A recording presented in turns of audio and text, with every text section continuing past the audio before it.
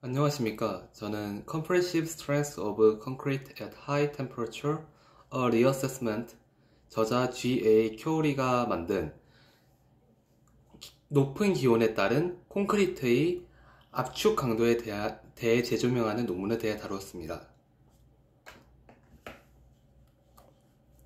목차는 다음과 같습니다. 일단 먼저 이 실험에 대한 저자의 의도부터 말씀드리겠습니다. 먼저 저자는 실리카 골재 OPC 부착 콘크리트의 경험들을 기반으로 일반적으로 봉합되지 않은 콘크리트는 섭씨 300도부터 그 압축 강도가 급격히 감소한다고 말한 주장에 대해서 비관적으로 생각하고 있었습니다. 그리고 콘크리트에 대한 가열 및 냉각의 12개 동안 이러한 압축 강도의 급감은 필연적이 아니라고 말하였습니다.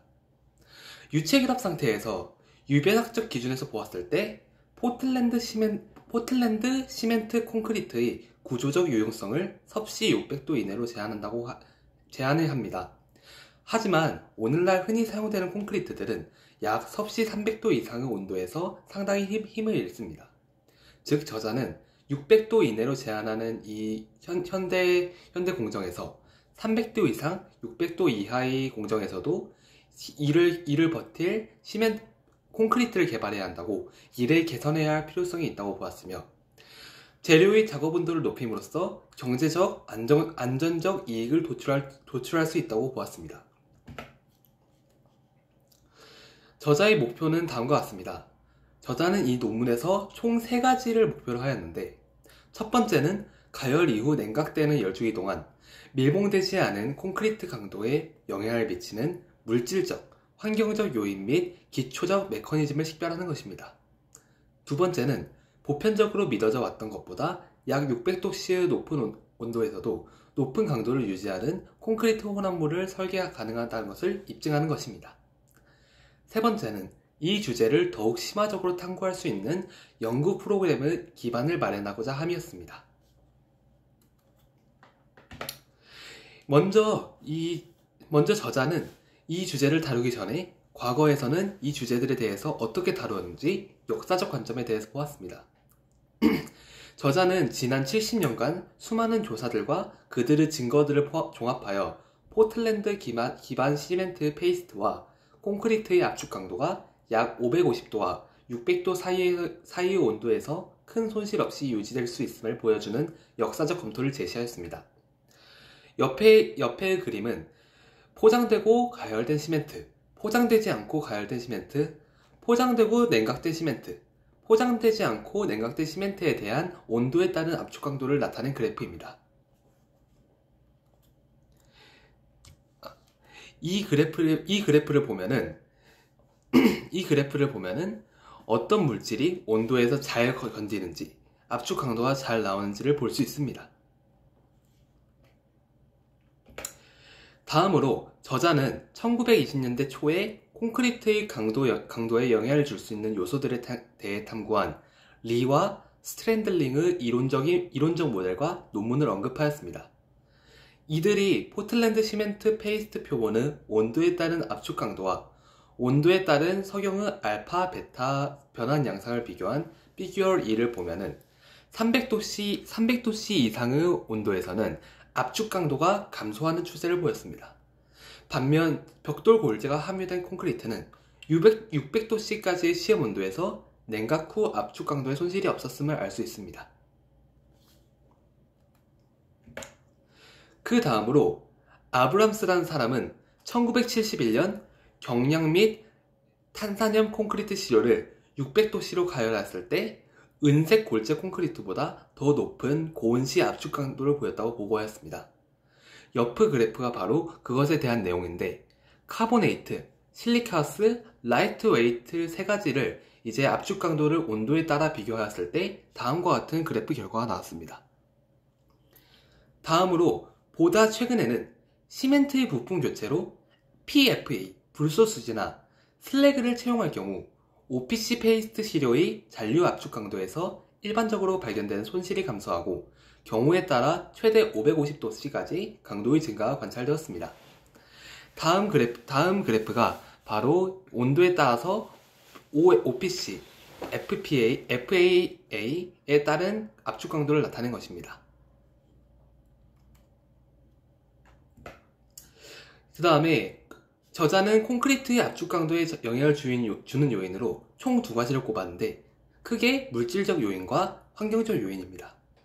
첫 번째로 다룰 것은 물질적 요인인데 지금 보여지는 그림은 바로 콘크리트의 종류에 따른 잔류 압축 강도에 대한 열주기 중 하중 수준의 영향입니다. 즉 콘크리트의 종류에 따라서 이것들이 열주기 중에서 얼마나 많은 무게를 견딜 수 있는가에 대한 그래프입니다. 보시면은 BII, 바솔트와 현무암과 SRC 슬래그 페이스트로 된 것은 가장 높은 버티는 걸 보여줍니다. 그 다음으로는 LI, 라이트웨이트, 경량 콘크리트. 그 다음으로는 BI, 바솔트 OPC. 그 다음으로는 H, 라임스톤, 대리암, 석회암입니다. 다음으로 되는 물질적 요인은 지금 보이는 그래프가 무슨 그래프냐면 자갈, 석회암, 그리고 현무암의 세 가지 골재로 이루어진 시멘트들이 그 열에 따라서 어떻게 변성이 되는지 그 변성량에 대한 그래프입니다. 표를 보시면 라임스톤, 즉 석회암은 가장 큰 익스펜션, 즉 팽창률을 보여주고 있습니다. 즉 라임스톤을 이용해서 시멘트를 만들게 된다면 이것은 팽창이 심해서 그 압축 강도가 감소할 것입니다. 그 다음으로는 그래벌, 그 다음이 바솔트로 되어 있습니다. 그래벌은 자갈은 두 번째로 높은 변형률을 보여주고 있고 세 번째 바솔트, 현무암은 가장 낮은 변형률을 보여주고 있습니다. 이 그래프를 보면은 현무암이 가장 좋은 콘크리트에 대한 재료라고 볼 수 있을 것입니다. 다음으로 이 그래프는 무엇이냐면 포틀랜드 시멘트를 기준으로 이 시멘트에 불소수지를 넣었을 때와 아닌 경우 황산염 저항성 포틀랜드 시멘트의 시멘트 보호물질에서의 온도에 따른 열 변형률을 나타낸 것입니다. OPC, PFA라고 보이는 것이 포틀랜드 시멘트에 불소수지를 넣은 것이고 OPC가 일반적인 포틀랜드 시멘트, 그 다음 SRPC, 캠세이브가 황산염 저항성 포틀랜드 시멘트에 시멘트 보호물질을 넣은 것입니다.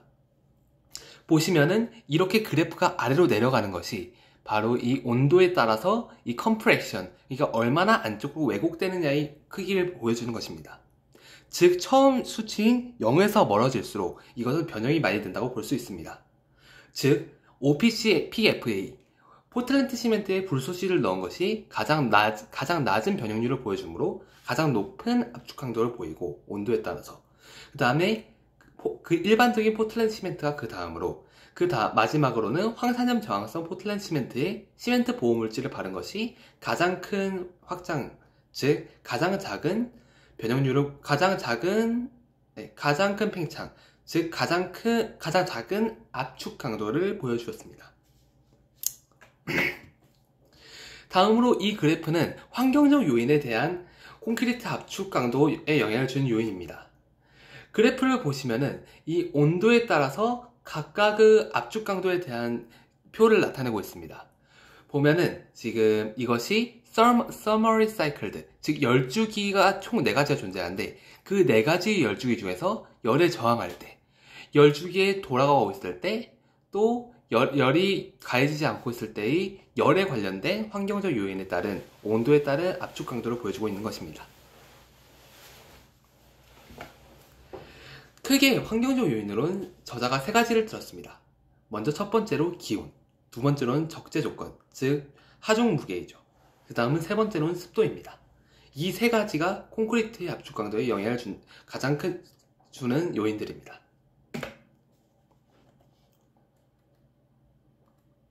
네.